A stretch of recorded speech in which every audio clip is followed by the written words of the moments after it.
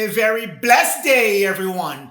Greetings to you in the name of the Father, the Most High, Allah, Yah, Yod, He, Vahueh, God in our modern day, and in the name of the Lord Thoth, Melchizedek, Jehovah. This is Neophyte DAG bringing you another message, and this message is continuing with the passing away of the Gentiles, Esau, Caucasians rule over this planet, in particular Egypt, Earth, Eagles, Babylon, Assyria, Nineveh, Asia, Amorite, which are all code names for America.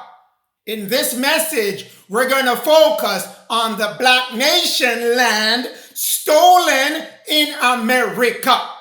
We're going to focus on the Hebrew Israelite nation land stolen in America. To start off, I have to put the people on the land in order for the land to be taken from them. So for doing that, we're going to go to the book of Jubilees, chapter 8, and verse 12 talks about everything which is towards the north goes to Japheth. If you don't know who Japheth is, go back to my other message, The Three Sons of Noah. It will explain who's Japheth, who's Shem, who's Ham. But we're going to do it in summary in this message.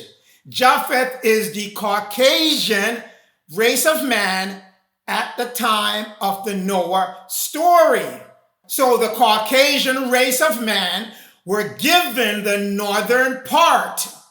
And everything which is towards the south of Japheth was given to Shem. But we won't stop there. But where Japheth is cold all the time. And the land of Ham is hot all the time. But the land of Shem is neither hot nor cold. It has 4 seasons. It's anywhere on the land where you're getting that seasonal spring, summer, fall, winter. That's Shem's land. To understand more about Shem's land, we go to the book of Jubilees, chapter 8, starting with verse 12, because verse 12 is very long, so I'm excerpting it for you. And the lot of Shem, and the lot of Shem was assigned in the document as the middle of the earth. So I have to put Shem, who is the Hebrew Israelite, the copper color, brown skin race, the red skin race of man, in the middle of the earth, which he should take for his possession and for his sons for eternal generations. So that's Shem's portion of the land. Anywhere there's the middle, 4 seasons, that's his land. And Noah rejoiced because this portion assigned to Shem and for his sons. And he remembered everything which he spoke with his mouth concerning it, said, May the Lord God, may Thoth Melchizedek, our nectar of Shem, be blessed. And may the Lord Thoth Melchizedek, Jehovah, dwell in the dwelling place of Shem. So the Lord never left the dwelling place of Shem. And he knew that the Garden of Eden was the Holy of Holies and the dwelling of the Lord Thoth Melchizedek Jehovah. And Mount Sinai was in the midst of the desert, Giza Plateau, and Mount Zion in the midst of the earth. The earth is America. X marks the spot. And the 3 of these were created as the holy places, one facing the other. These 3 places are the Holy of Holies. So Noah rejoiced with what Shem got as the placement given to him by the Lord Thoth Melchizedek Jehovah. So, Shemites, this is your location, but we're not done yet. Because any son who coveted and took the land of another son would be violating the agreement that Noah made with the races of man according to the mythology. And thus Noah divided for all the sons the land that was given unto them. And an oath was made to curse any son which seized, whether by voluntary seizing, because there's no voluntary seizing, but we'll get to that, or by force, a portion which was not allotted or given to him by the allocation of land to the races of men. And they all said, all three races of man, Japheth, the Caucasian, Shem, the copper-colored, brown-skinned man, and Ham, the darker-skinned man, they said, so be it. Let it be for them and for their sons forever and forever until eternity, until the day of judgment, where the Lord, those Melchizedek, will judge whoever took the land of his brother by force. So I can't come and tell you America will be under judgment if I can't tell you why. There has to be a cause to an effect. I won't jump to the effect to tell you they're going to be judged without telling you the cause. Because the cause have been kept from you for the longest through deceptions. So the Lord, those Melchizedek Jehovah, will judge whoever has violated the boundaries with a sword. A sword is war, when you see sword. And with fire. Fire is the red kachina. The red kachina. Do your homework on it. Then what I'm saying in future messages will make more sense. So there's a price to pay for violating boundaries and for taking any brother's land. Which brings us to proof of who is who. We go to the slavery as it relates to the Negro or African race, as interpreted in Holy Scriptures by priest Josiah. Page 39 of that book, to the bottom portion of it. The white race, the descendants of Japheth, the northern region of the earth was given. Shem and his descendants, the red race or the copper-colored race. The middle region was given. Temperate climate was there. North of the equator was allotted to Shem. Above Shem, in the way north, was Japheth. South of the equator was Ham. So that's how the allotment of land was structured. We go to a second book, An Abridged History of Africa and Her People by Ruthie Johnson R.N. Page 73 of that book, down to the lower portion. Japheth was the white one. He made the classification from a classification of social status to a complexion classification. So now he's called white. Before he did that, if you were from Europe, you were white. So we'll get into that more. Shem, the copper-colored, the progenitor of the Hebrews. That's why I can come and tell you. The Hebrews' land were stolen.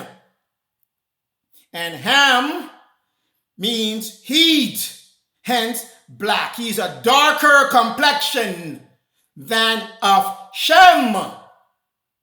So no more confusion. Who is who when you hear stories in the Bible? You have to know the codes. You have to know the anagrams and the transliteration for words that mean something else when you do the deep meaning, the esoteric meaning of scriptures. It's not a literal book. When you follow the instructions as to who got what, this is what you end up with. This map tells you who is who and where's where that they got. So in a lot of my messages, I've been dealing with Shem in Western Europe and North Africa. Now I'm going to move Shem to America, because the Bible, your Holy Bible, is a story about Shem and Japheth in America. Many different stories, same characters given different names. It's not new stories. It's the same, but you don't have the code key. You don't know the anagram to de-anagram it. You don't know the transliteration to de-transliterate it. So we take it as a literal book, but it's not. This is what the division of land was, and this is what we're going to discuss, how the land of the Hebrew Israelites, the Hebrew Shemites in America was taken, and who took it, and where it is right now to this date. First, again, I have to put you on the land in order for the land to be taken from you. I can't say your land was taken when you weren't there. I have to put you there. And for that, we go to the voyage of Verrazano along the Atlantic coast of North America in 1524, before the English arrived and started setting up their own colonies. First in South Carolina, that failed. That was under Queen Elizabeth. Second was under King James. That one succeeded in Virginia. New York State local history has this book. So let's read from it, page 6, and figure out who was who. Page 6 tells you the first landing and the first thing he saw when he was in North America from the Florida coast. This is the first thing that he saw. My first landing and first indigenous people in America that he saw in 1524. Page 7, Verrazano wrote in his log, that he shared with the kings and queen of Spain at that time. Charles I and Queen Joanna, he shared with them what he saw. They are of dark color, not much unlike the Ethiopians. Aren't you like the Ethiopian, my people, O children of Israel?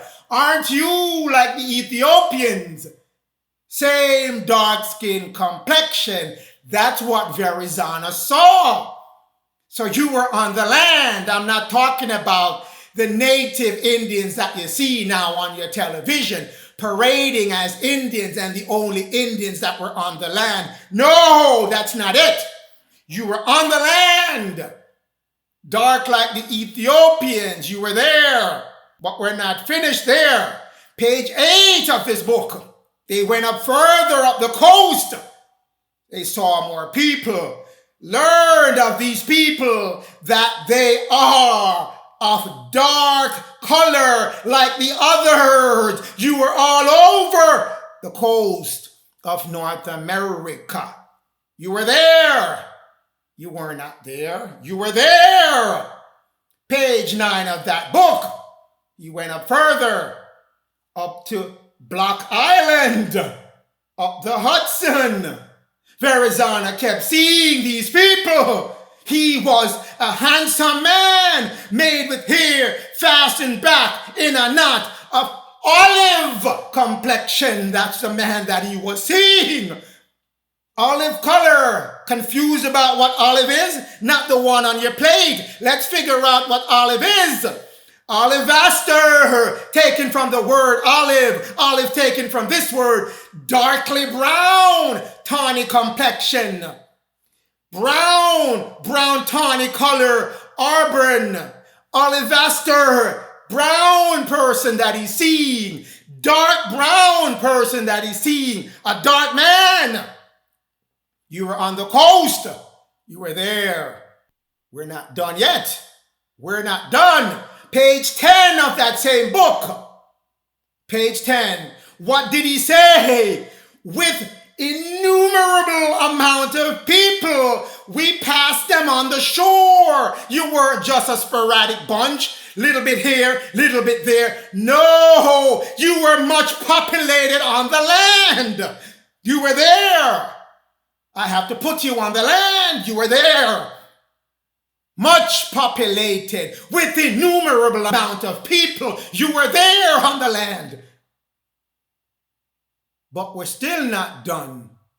We came to another land where we found very beautiful port, large barges of people on the port. They were among 2 kings that were among you. You were there. You're on the land, kings and queens on the land, innumerable amount of people, much populated land, you were there. This is the most beautiful people and I've ever seen, the more civilized people I've ever seen. You were there. That we have ever navigated and found. These were the most beautiful people, the most civilized people that we saw. You were there. You were there. We're not done. The Spanish settlements within the present limits of the United States, 1513 to 1561. You were there. You were there. Page 27 of that book.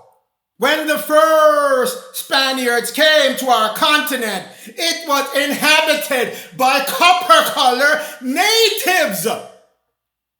What did it say about Shem? What color was Shem? Copper-color race of people. That's the Shemite. You were there. North American Indian had an olive mixture. We just figured out what olive is and was and still is. To the cinnamon complexion, but the copper-colored people inhabited North America. You were there. Not what you're seeing on TV in your cowboys and Indian shows. Dark skin, Hebrew people, you were there. We're not done. North American Indians by George Catlin. Page 6 of that book at the bottom portion of it. The Indians of North America are copper-colored. You were there. You were there. Were originally the undisputed owner of the soil. Were originally the undisputed owners of the soil. The Indians of North America, copper-colored people, undisputed owners of the soil. You were there. You were there. And got their title to their land from the great spirit of the Most High. Allah, Yah, Yod, He, Vahueh, Elohim, God in our modern day, and from the Lord, Thoth, Melchizedek, Jehovah, who assigned you your land in the book of Jubilees. You were there, my people, you were there. The Creator gave you your land. You were there, and it got stolen by other Shemites. And then those Shemites, the land was stolen from them by the Japhethites. You were there. Ones that came from Europe were Shemites, stole the land first. And then the Japhethites came after and stole the land from those Shemites. But you still were there, my original, indigenous, native North American Indians, black people, you were there. You were there. We go to this book, History of the American Indians, History of Them. You were there. You were there by James Adair. Page 12 of that book. Indians have lineally descended from Adam. You were there. Adam was the progenitor of the copper-color skin race, of the red race, now becoming the brown race in our modern time. You were there. You are the Indians that's being spoken of. Page 220 of that book. American Indians, being of Jewish descendants, Jewish extraction, Jew extraction. The American Indians, being of Jew extraction. You are the Jew. There was no J, so we changed it to Lu. You were there. You were there. Indian system of religious rights, civil and custom, you were practicing it on the land. You were there in North America. You weren't running around loose. You had a custom practice, a nation. You had the 5 divine laws going for you, which is your spiritual manifest destiny and your physical manifest destiny going on the land. You were there. Page 227 of that book. Formerly, the Cherokees were numerous and potent nation. A numerous and potent nation. You were there in large numbers. Who do you think the Cherokee are? They are Hebrews, Shemites, dark-skinned, copper-colored people. You control the entire Florida, all the way up to Virginia, stretching all the way leftward to the west, to the Mississippi River. Tennessee, you were there. They had 64 towns and villages, populous, was well populated, full of women and children. You were there. I have to put you on the land. You were on that land. According the most intelligent old traders of the time, they discovered your land. They knew you were there. It was just taken from you that you weren't there, but you were there. Army of 6,000 fighters. You were there. Big army as well. But they were simple and peaceful.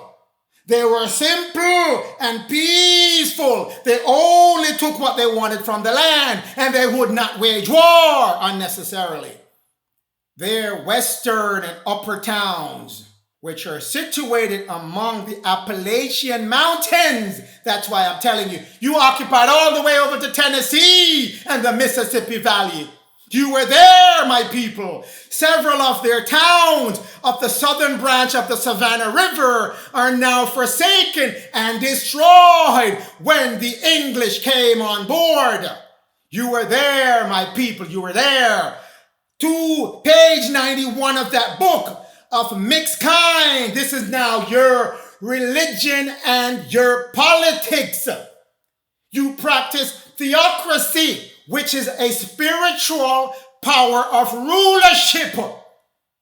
That your nobles held the high priest position. Your nobles held the king position. You had a high priest that governed the people spiritually. That's why the Most High is bringing back your high priest to gather Egypt, to gather America, to gather his children in America, to bring them back to a theocracy, a rule by spiritual fairness and just laws.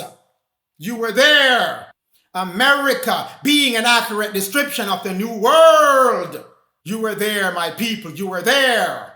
Let's jump into this book. It's by John Ogilvy. Page 218 of that book. The inhabitants of Florida were olive complexion. We already established what olive is. Okay? But now I want you to know what Florida is. It's not the little patch that you're seeing now. Parts of Florida now called Carolinas. The whole thing, all the way from the Biscayne at the bottom of Florida, all the way up to Virginia, all the way westward to the Mississippi Valley, the Appalachian Mountain. That was Florida. All of that belonged to you. You were there, my people. You were there. This is an artist's rendition of you on the land, page 219 of that book. That's you, a king, walking before with a club, walking before with a club. Look at all the people in the background. Do they look like the natural Indians that you see now? No, these are dark-skinned people, black people on the land. You were there. You were there.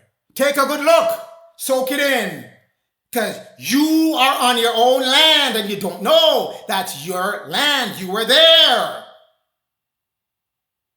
Now, let's figure out how you lost that land and how it was executed by those who devised the plan to take the land. We go to res nullius. We go to res nullius. Make sure it resonates with you what's going on with these nulliuses. It's a private, very secret law, very secret Roman law, which says it is the right to take a land if it's ownerless. Whoever deemed that land ownerless has the right to take that land. Ownerless property are free to be acquired by means of occupatio, occupation. You can go on that land if you deem it not occupied and ownerless. That's a private law. It's the equivalent of an abandoned property. If it's abandoned, you leave the property, I can take it under res nullius. It's a Roman law which is still on the books of the Roman Catholics that still exists to this day. Don't be fooled, it's still there. However, the name res was changed to terra when it reached North America, Central America, and South America and the Caribbean. It's changed to terra nullius. The Latin expression meaning nobody is on the land, when I just told you numerous people are on the land, innumerable amount. It was very populous, highly populated with people, barrage and barrage of people, but somehow nobody was on the land. That's what terra nullius is. International law to justify claims that a territory may be acquired by state occupation of it. Same as the occupata, same as occupateo, same as occupateo, same as occupateo. No one is on the land, so it's ownerless, so I'm going to occupy it and pretend no one was on it because they don't know about this law. Terra nullius. Similarly, these two rules are the same. It means nobody owns it. Whether terra nullius or res nullius, the same meaning to take the land, same meaning to execute. The Roman Catholic doctrine of discovery, the same meaning to take the Hebrew land under the Roman Catholic manifest destiny than the Protestant manifest destiny. Terra nullius. Now, in order to claim terra nullius, these 5 things should not be on that land. You should not be doing these 5 things on the land. If you're not doing these 5 things, then under the terra nullius and the res nullius, whoever has the right to take the land as ownerless. But if you're on the land and you have a religion structure set upon the land, and if you have a cultivation of the land set upon the land, and if you're multiplying in people, if you're innumerable in amount of people, and you have a political king system on the land, and you have food and crops that you're feeding that populous people, terra nullius and res nullius cannot be applied. Null and void. If the 5 divine laws are being developed on the land cannot be taken. Let's figure out how the Europeans were taking the land. Let's figure it out. We go to Old Colonization and Modern Discontent, Legacy and Concerns by Alan Frost. In chapter 11 of Alan Frost's book, by the mid-18th century, new conventions of acquiring empires emerge. Where did it emerge from? From Romanus Pontifex, Dum Diversus, Inter Caetera, if the region was not already possessed by a rivaling European nation, then it was acquired in three different ways. Then there were three ways of acquiring that land. First, by persuading the indigenous inhabitants to submit themselves to the overlordship. How do you think you're going to convince them? How do you think they convince anyone? By force, declaring war on you. Now the second way, by purchasing the land from the inhabitants and getting the rights. Did you get any payment for that land in America? Did you get any payments for the land in South America? Did you get any payments for the land in Central America? Did you get any payments for the land in the Caribbean? No, you did not. Or by unilateral possession on the basis of first discovery, aka terra nullius, or effective occupation, aka terra nullius. So which of the three did you think they used? Which of the three you think they used for America? Now here's the basis for taking land, terra nullius. They go back to the book of Genesis, which tells you the Most High gave the world to mankind in common, in which mankind inherits his individual responsibility to take care of the land and himself. This property gave man the means to acquire more things. No, it gives the physical man that means, not a spiritual man, because the land belongs to everyone in a theocracy, a spiritual community. God and his reason commanded man to subdue the earth. We know that. It's part of your 5 divine laws, he told you. Subdue and have dominion over the earth. Improve it for the benefit of your life. He that is obedient to the command of the Father is upholding his 5 divine laws to subdue the land, till it, sow it, and be a part of it, thereby making yourself in connection with the land that the Most High gave you. That's what he's telling you that the Europeans are relying on. Which, once you do that, another person cannot take title to that land because you are developing and implementing what God commanded you to do, what the Most High and the Lord commanded you to do. And without injuring that man, you cannot take his land from him. You cannot take his land from him, which another had no title to, nor could without injury take his land from him. So if he's doing those things, terra nullius doesn't apply.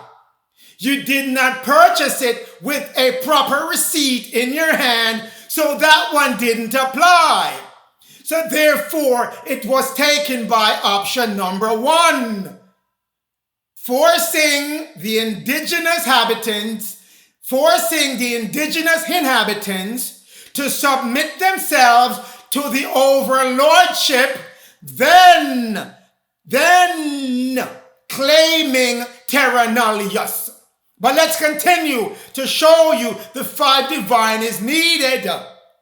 If then the inhabitants of a region of which the European state was interested in acquiring sovereignty had advanced beyond the state of nature and mixed their labors with the land so as to enclose and cultivate it.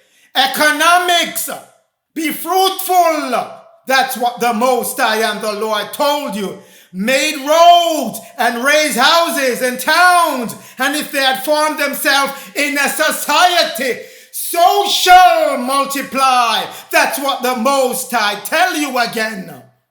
And through a system of custom, religion, they produce a commerce society. Now you're getting your blessings from your Most High. Your first one, man, I bless you. So you're attaching yourself to the energy of the Most High. If they had developed a code of law, a government to administer this code, if they had formed themselves in a political society, polity, then that's where you cover, subdue the land and everything on it by air, sea, water, political. They had established sovereignty over that region if they're doing all those 5 things. And in doing those 4 that I listed out, you have to have food in there to feed those head people that are being blessed by their God and who have formed themselves in a society and developed laws to govern themselves. And they have been developing commerce to trade among themselves. They are following the 5 divine laws of the Most High. The Europeans know it themselves, and they're giving it back to you that you had to be doing these things, even though you were, from what I've shown you. If you're doing those things, the would-be possessor had to persuade you to accept overlordship by declaring war on you, or to lease a portion of it. But he didn't take out any lease with any option to lease and to buy. He just took it and claimed terra nullius. But however, if the indigenous have developed language and community of family, but went no further than that, they went no further if they had not mixed the labor with the earth in any permanent way. If that region is literally uninhabited, then the Europeans consider it to be terra nullius, belonging to no one. Belonging to no one. And then they took it as first discovery, effective occupatio, effective occupation. And that's the option they took in North America, Central America, South America, and the Caribbean, that it was taken terra nullius. No one occupied it, even though they chose option 1 to impress upon you overlordship by force in their own voice. This is the 5 divine laws that they're using to govern that you're on the land, which they say you didn't have it. Any of that was on the land going on with you, but they're telling you, oh, that's what we really have to look forward to know if we can be on the land and claim ownership to that land. Explained to you by the 5 divine laws. So every time I'm telling you about the 5 divine laws, don't think I'm just telling you because I want to tell you, because someone else knows those laws. Someone else knows those laws and is using those said laws to govern you and keep your land. So go back to what I just tell you that was on that land. Wasn't there a worship on it? Yes, theocracy was going on the land. Was it fruitful? Yes, you had thousands of people. How are you going to feed them without being fruitful? Was there a political system? Yes, there were kings. There were rulers, high priests governing the people. Were they multiplying? They sure were. They were innumerable. How do you feed them? You're feeding them vegetables. That's how the Hebrews used to live before the Europeans arrived with meat. All 5 was going on the land. So res nullius and terra nullius do not apply under these circumstances. 5 divine laws have to be going on. You're using that energy of the Most High, your head, to bless you. That's the Ankh. The Ankh is going on the land. Your left hand, you're socializing and bringing yourself together as a nation. The Hebrew nation was there. The Jew nation was there. Right hand, you have a king, you had a high priest, and you had your nobles governing the people. Your feet, you were planting on the land. You were cultivating the land. You had a trade, you had commerce going on. You had houses going on for living quarters, and plus you had the food. You were eating righteously as the way the Most High told you how to eat. You were on the land doing all these things. Then dumb diverses showed up. Romanus Pontifex showed up. Inter Caetera showed up. They all showed up, given by the Roman Catholic Pope to Portugal and Spain to go on out and conquer the lands, as they call it, of the pagans. Conquer the lands of the non-Christians. Conquer the land of the non-Catholic and take their land and force them into perpetual slavery. You're on the land. Dumb diverses, papal bull passed 1452 by Pope Nicholas V to conquer all pagans, because if you were not a Christian or a Roman Catholic, by default you are a pagan. So when you're calling pagan now, be careful, because you're calling on your own self under the current law which still exists. Dumb diverses. All non-Christian, which include Hebrews, the Jews, and submit them to perpetual slavery. You shall be a slave forever and forever. Until different, that's what dumb diverses mean. Until the Most High Father and the Lord, those Melchizedek, come and pull you out of that. They're going to keep that dumb diverses running. That was issued 1452. That was given to Portugal.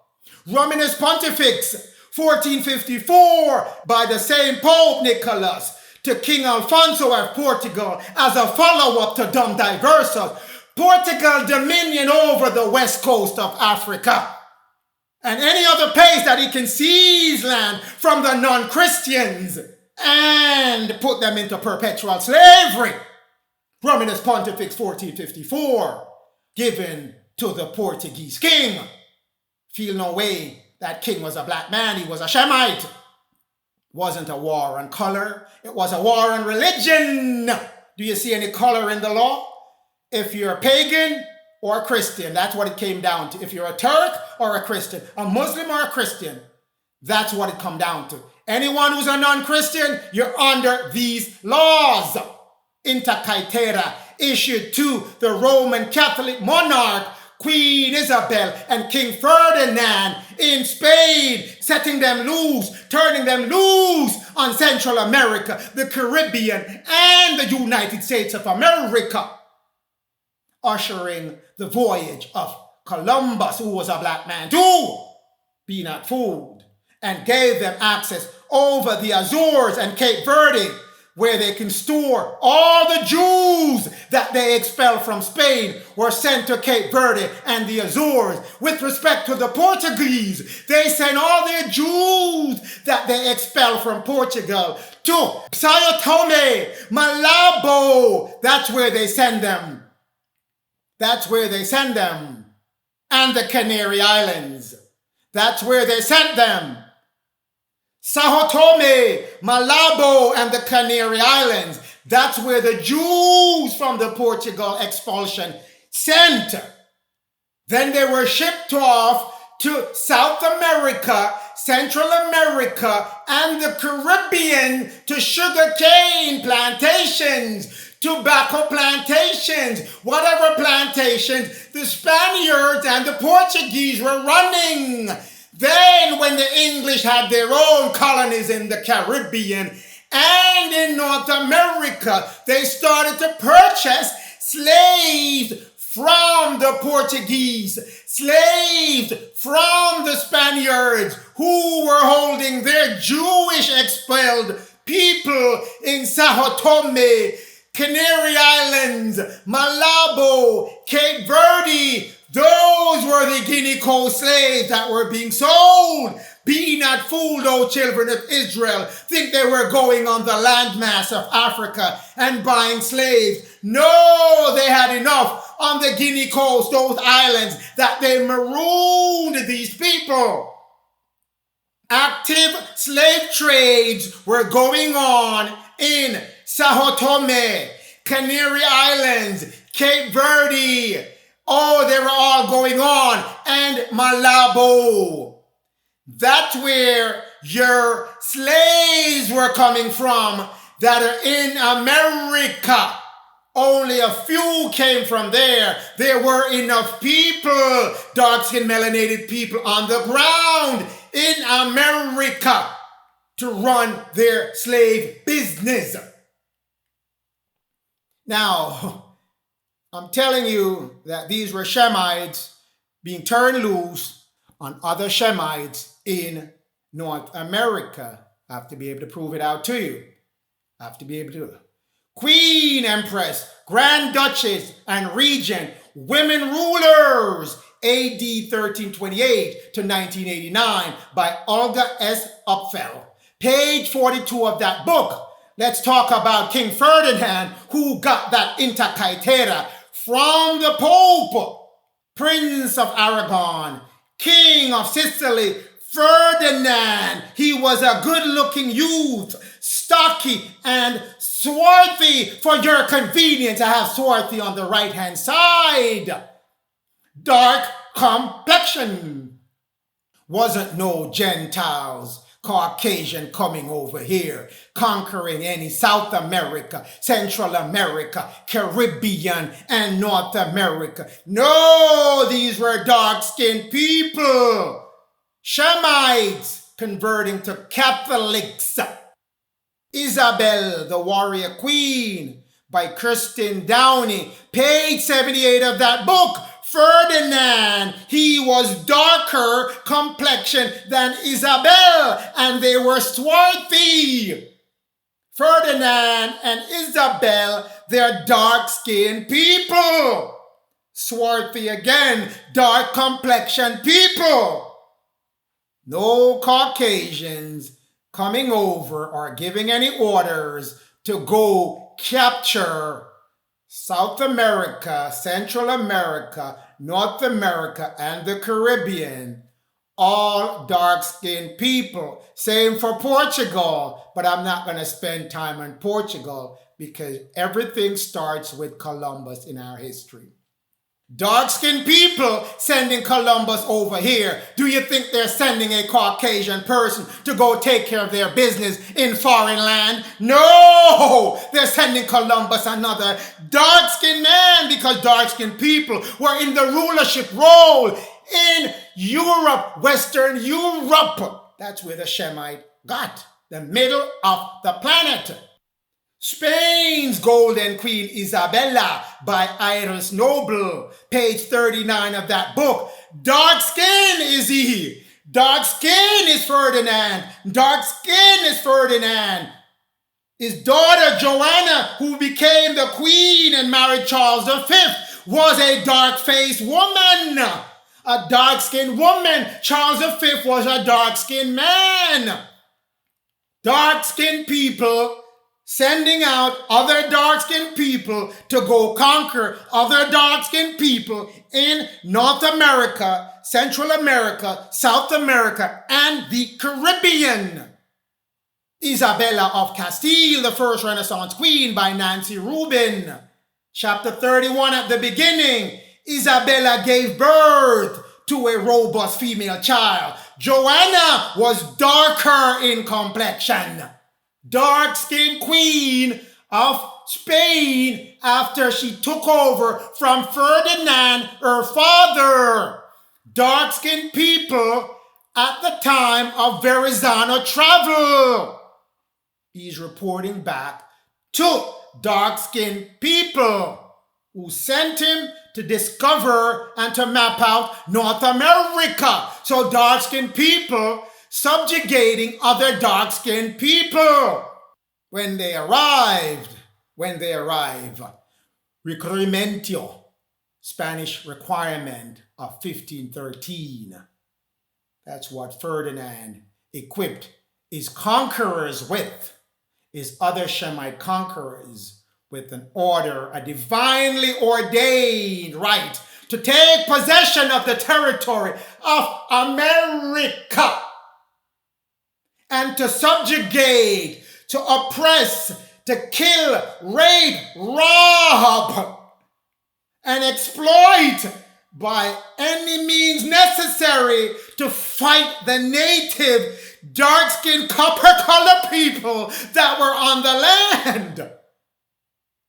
Requerimiento was read to the Native American in Spanish language. Do they understand Spanish? No! But it was read to them, and they were duly notified in Spanish, a language they don't understand, that their rights have been taken from them, and their land was being taken under terra nullius, ordained under inter caetera, given by the Pope of the Roman Catholic faith. That's what happened on the land of America. North America, Central America, South America, and the Caribbean. How does this relate to North America? Georgia Historical Quarterly. Let's read from that book, page 186. Gordillo performed the required requerimiento ceremony as was instructed by the King of Spain and by the Roman Catholic Pope, and claimed the land of Georgia. That's how all that land of Florida, all the way from the tip of what we call Florida now, all the way up to Virginia, all the way west to Tennessee, the Appalachian Mountain. That's what happened to claim the land. He was in a rat race for land with his competitor who did the same thing to the same land. 2 times the land was requerimiento. 2 times. When you go to page 187, Ortiz de Hureta did the same thing to the same land, because they were racing who can get the most land for Spain and the Roman Catholic Spanish settlement within the limits of the United States. 1513 to 1561. Woodbury Laurie. If you want to know what the requerimiento had in it, you can read this page, which tells you an outline what exactly they're saying to Indians, what exactly they're saying to the Shemites who understood not what they're saying, because you're saying it in a foreign language. Once you read this rights, your land was immediately taken, and if you resist, you were put immediately into slavery because you resisted your subjugators. The ones who were trying to take your land had the right to subdue you if you try to take back your land. Read this to get a clear picture as to what was going on. These three laws, which are still running now, 2022, they're still running, took your land away from you. You were on the land. You were on the land. I proved that over and over and over. But this is how you got off the land and lose that land. Next, we're going to move to how you now were enslaved on that land. When the English arrived, they took the land by squatting because the land already belonged to the Spaniards. Spain already possessed that land. So the English snuck in, started to squat, and if you don't take them off the land and claim ownership, they claim terra nullius. The land was abandoned, even though people were there. The natives were there, but they called them savages, so they weren't regarded as people. Even though the Hebrews were there, they regard them as savages, and they said, we're going to take that land of the savage and convert them to Christianity. Select chapters of the document of American history, the first charter of Virginia, which was passed April 10th, 1606, page 2. Virginia and other parts of the territory in America which are not now actually possessed by any Christian prince or people. No Christian people, they said, claim that land, which is not true.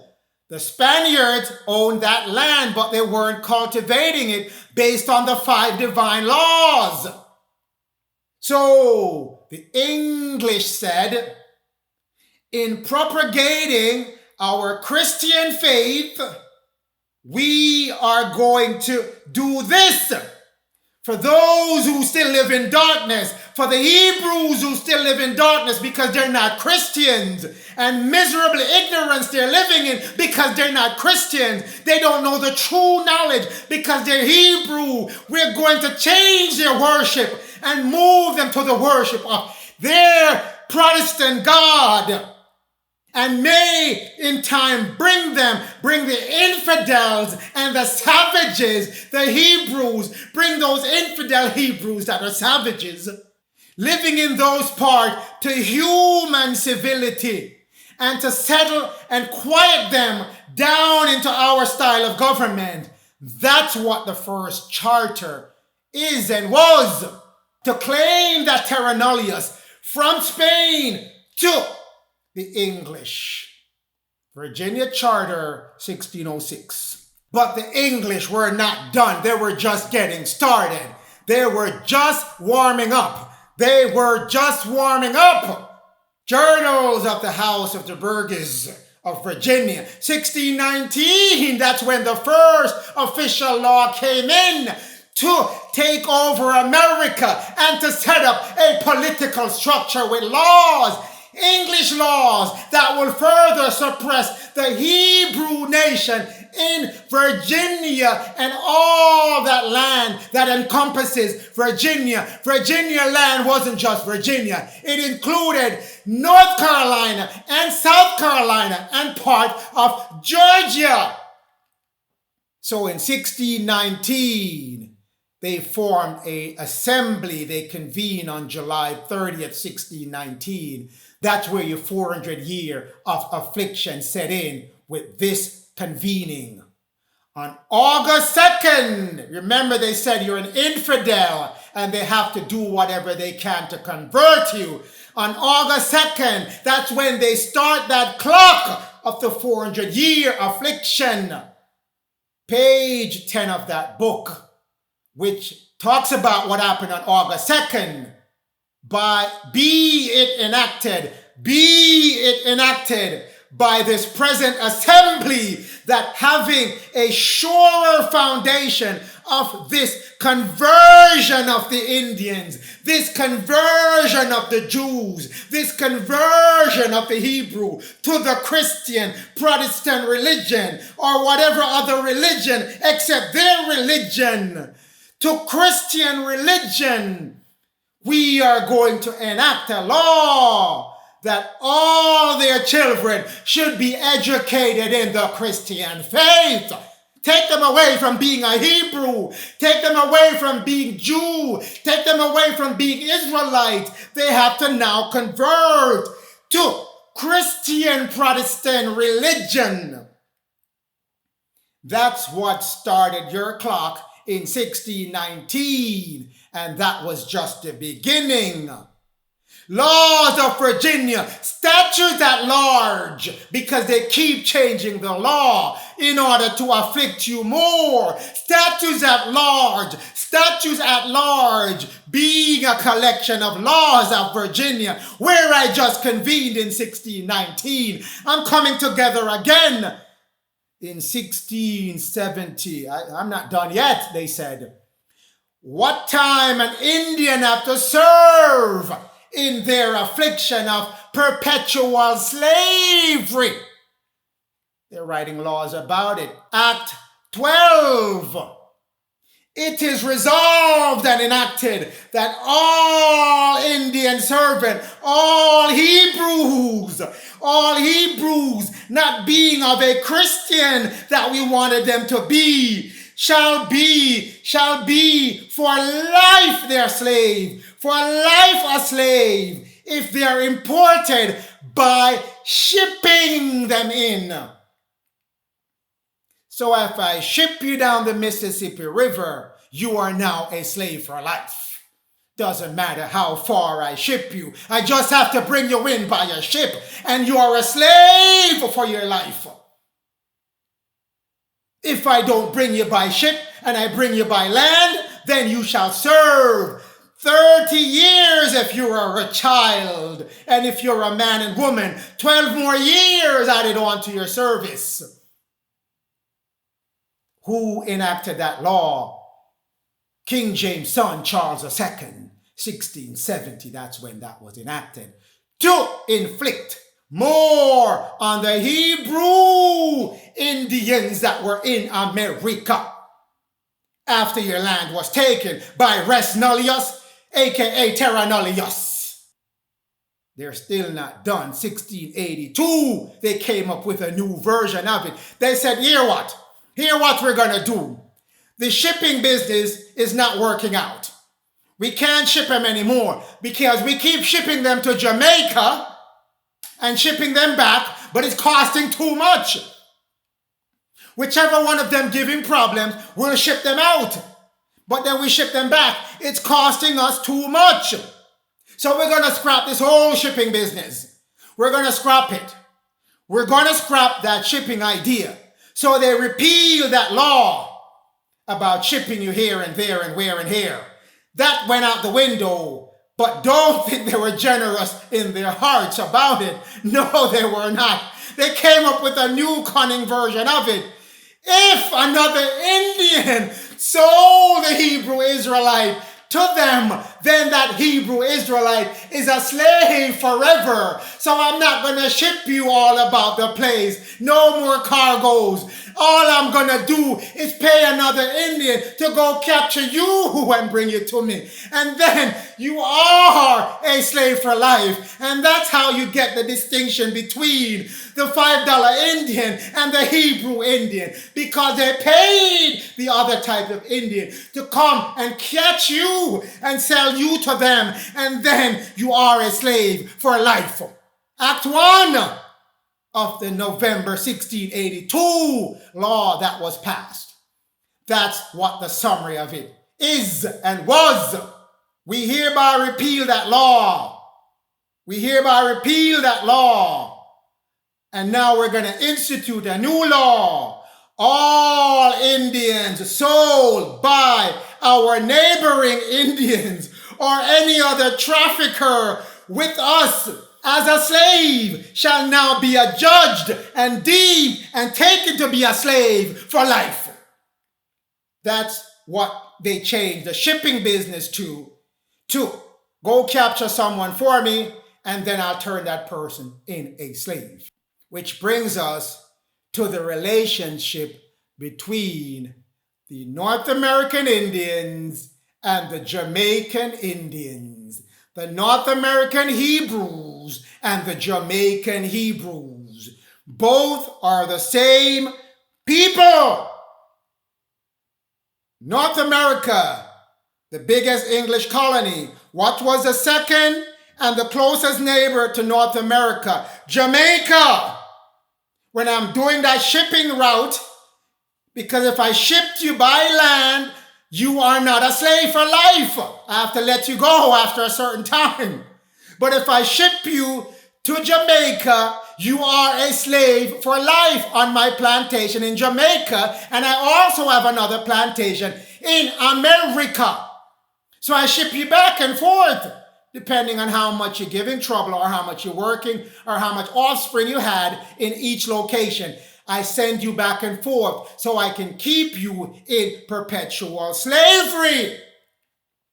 That's how the business of shipping was going on until they rescinded that law. But it caught up with them in the courts, which I get to. Butt versus Rachel, 18 Virginia 209 4 MUNF 1814. This is a case which talks about the whole shipping business. But versus Rachel and others.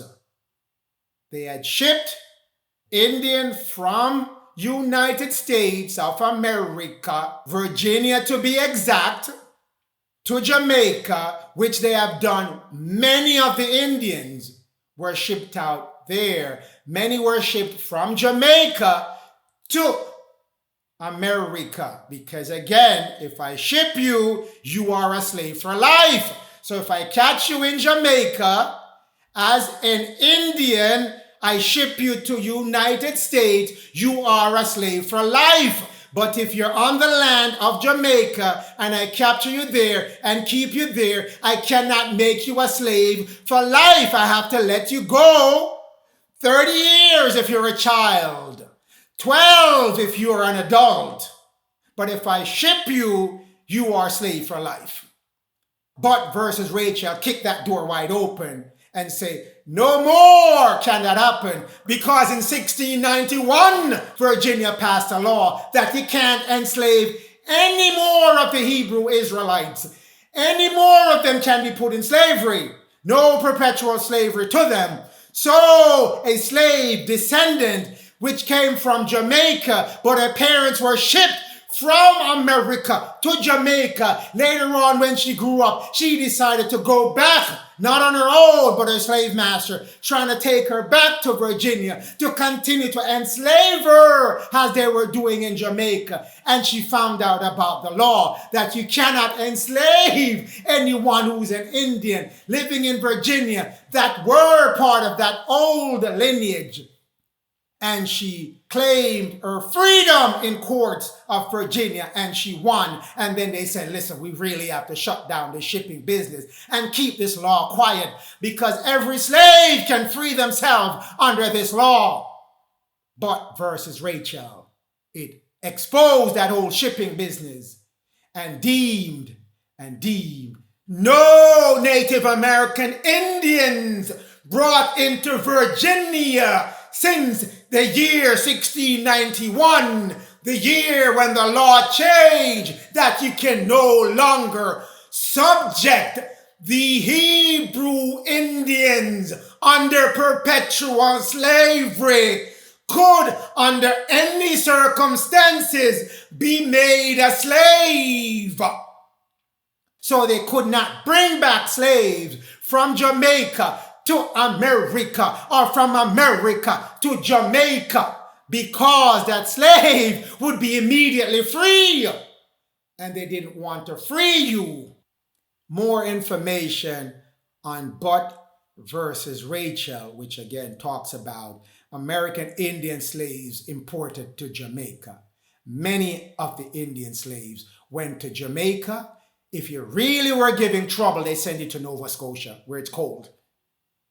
You're in a warm zone, they send you to Nova Scotia, freeze you up there, and give you a chance to think about what you're going to do when they move you from Nova Scotia. But that's the business of shipping slaves all over the place and making them perpetual slaves if you send them by ship. Which brings me to your land. Which brings me back to your land, because you were on the land, your land was taken, and you became slaves being shipped all over the place, and all kind of things, all kind of other Indians being paid to capture you and sell you back into slavery. But in 1823, a major decision was made about your land. It wasn't directly addressing your stolen land, but it was cementing the position that because your land was stolen under terra nullius by the Spaniards, whoever squatted on that land, the English, took the same rights to terra nullius to keep the land as theirs. So they're going to discover the original foundation titles of the Spaniards to the American continents, and we're going to keep that res nullius, terra nullius going. We're going to recognize the same principle as the European Spaniards did. We're going to adopt the same principle by the United States after we formed in 1776. We're going to adopt the same principle again for all the lands that were taken. Who owns the land? We're going to adopt, what did the Spaniards do? They used terra nullius and they gave you the requerimento. So we're going to adopt the same principles and take and keep that land. And that's how it is to this present date. Johnson versus McIntosh. The case and the decision has not been repealed or overturned. So it still exists since 1823 that whatever Spain used, whatever the French used, whatever the Portuguese used to claim that land as theirs, the United States of America is going to step into their shoes and do and claim the same thing. Terra nullius. We're going to adopt the same principle that we recognize as being valid reasons and law to take the land. Terra nullius. I keep saying that because I want to cement it in your head, that it means no one was on the land. The land was ownerless. But you were there. You were on the land. So children of Israel, don't worry yourself. Children of Judah, don't worry yourself. Children of Jacob, don't worry yourself, because your father has already told you, the Lord has already told you, you cannot get justice in the courts of the unjust. There's no way you're going to get that justice in the court of the unjust. 1 Corinthians 6 verse 1 tells you, you can't get any justice in the laws with the laws of the unjust. Not at all, but I'm going to raise the saints up to bring that justice to you. The saints are rising up to bring you that justice. Fret not, O children of Israel, you going to get your land back. No matter how many Macintosh versus Graham case that they have and rule against you, you're going to get it back. You're going to get it back. 1 Corinthians 6 verse 2, the saints, are going to judge the world. They're going to put on the judge hat, the judge robe, as it told in the prodigal son story, where the servants gave you the robe. You're going to put that robe on and judge the world. You're going to judge the world and get everything you want back. Everything that was stolen from you, you're going to get back. You're going to make sure you're just to yourself. You're going to make sure you're just to everyone else. No more unjust. Even on the smallest matter, you're going to make sure justice prevail over the evil, over the wicked, over the unjust. Because your Father and the Lord, though Melchizedek Jehovah, said so. To explain the biblical warning of these things. A lot more to be discovered as to what the Lord is telling you about this time now, which is the until different, the dumb diversus time, where the Most High and the Lord tells you there is a wicked one that was running loose, taking your land and claiming terra nullius. He was using other Shemites to do his work because he was a Shemite himself. But he converted to Roman Catholic, following the principles of Lucifer himself and the fallen angels, and spreading all these doctrines that go against the principle of the Most High and the Lord. This wicked one, he imagined a whole bunch of evil. He's a wicked one against the Most High and the Lord. And he's a wicked advisor, a wicked lawgiver who is giving laws about taking land. Dam diversus, Rominus Pontifex, Intercaetera. Who is that counselor that's giving those laws, taking the Hebrew land? In America, North America, South America, Central America, the Caribbean. Who is that counselor? Nahum 1 verse 11 talks about that Pope, that Papal, that papacy, that Roman Catholic. There is one coming out that imagineth evil against the people of the Lord, the people of Thoth, Melchizedek, Jehovah, a wicked counselor. But don't worry, oh my children of Israel, my children of Jacob, my children of Judah, my Shemites, my Jew, my Lu, my Jew, my Lu, my Israelites. No, don't worry yourself. Nahum 1 verse 13 is coming. For now I will break that yoke from off thee. I shall break whatever hold he's having on you. I shall break Intercaetera. I shall break Romanus Pontifex. I shall break Dom Diversas. I shall break that 1619 rule that said you are to be converted when your Hebrew religion was perfect. I'm going to break all your land that was stolen. I'm going to break all those shipping of people and not knowing who you are, where you're from. I'm going to break that yoke off you. And I shall break that bondage that they have on you in pieces. That's the instruction of the Most High and the Lord that I gave today to give you. No matter how much you try to hold them in bondage, that yoke shall be broken. You have no more rule over them. You have no more rule over the children of Israel. You have no more rule over the children of Judah. You have no more rule over Jacob. None at all, because the Most High and the Lord shall break every one of your strongholds in pieces.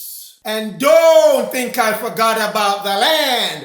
Don't think I forgot about the land. No, not a chance. Exodus 6 verse 4. Exodus 6 verse 4. I've made that contract with them. A covenant is a contract, an agreement. And do you think the Lord and the Most High gonna break his agreement? No, the agreement is coming back. I've made my contract with them to do what's in the contract. What's in the contract? To give them what? What's he gonna get out of the contract? To give them the land of Canaan, which is in America.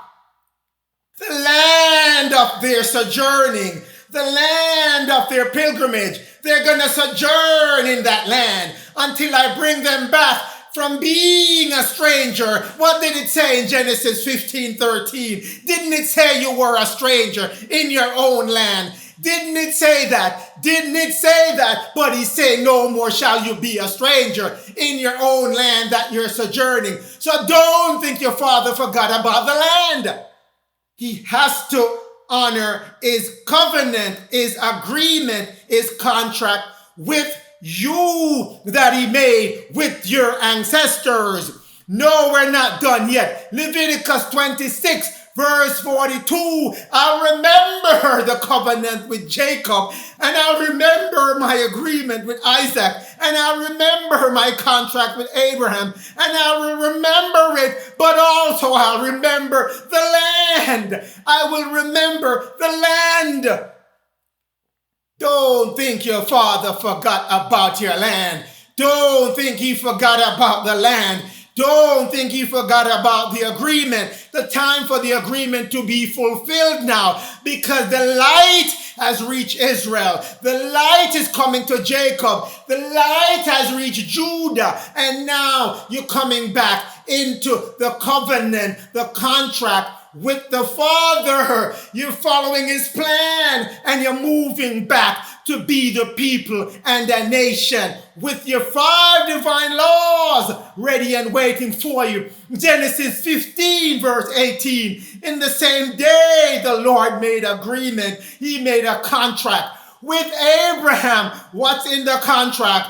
Unto your descendant, O Abraham. Unto your descendants living right now in the end time, when I'm ending these evil rule over your people, I have given them this land. I have given them this land. What's the land? What land were you given? from the river of Egypt, which is the Atlantic Ocean, when you do the topography, unto the great river. What's that great river? The Mississippi River. The Mississippi River to the river Euphrates, which is the Gulf of Mexico, all the way up from Washington, D.C., coming down the Atlantic coast, going west to the Mississippi River, all the way to the Gulf of Mexico, down to Florida. That's yours, my people. That's yours in your contract. Do you think the Father is going to break his contract? That's my question for you. Do you really think your Father is going to break his contract, or is going to be prevented from executing his contract? Do you really think that? Let me answer that question for you. Joshua 24 verse 18. Joshua 24 verse 18. Joshua 24 verse 18. And the Lord Thoth, Melchizedek, Jehovah, drove out from before us, all in front of the children of Israel, in front of the children of Jacob, in front of the children of Judah, all the people, even the Amorites, even the Eurocentric Caucasian Americans, which dwelt in the land. Who's on your land right now? Who's on your land? Who's being driven out? It's certainly not you, because you have the contract for the land. The Father gave you the deed to the land. The Father gave you the deed to the land. He gave it back to you. Therefore, we will serve the Lord, both Melchizedek, Jehovah. He's our nectar, because he drove out all the Amorites right in front of our eyes from off our promised land. North Carolina, South Carolina, Georgia, Florida. Those are the ones he's starting with. Then he's going to expand it all the way to the Mississippi River, coming back down to the Gulf of Mexico. Oh, your Father is going to honor his agreement. Don't you worry about it, children of Israel. It's going to happen. Your Father shall give you your land. Promise made, promise never broken by your Father.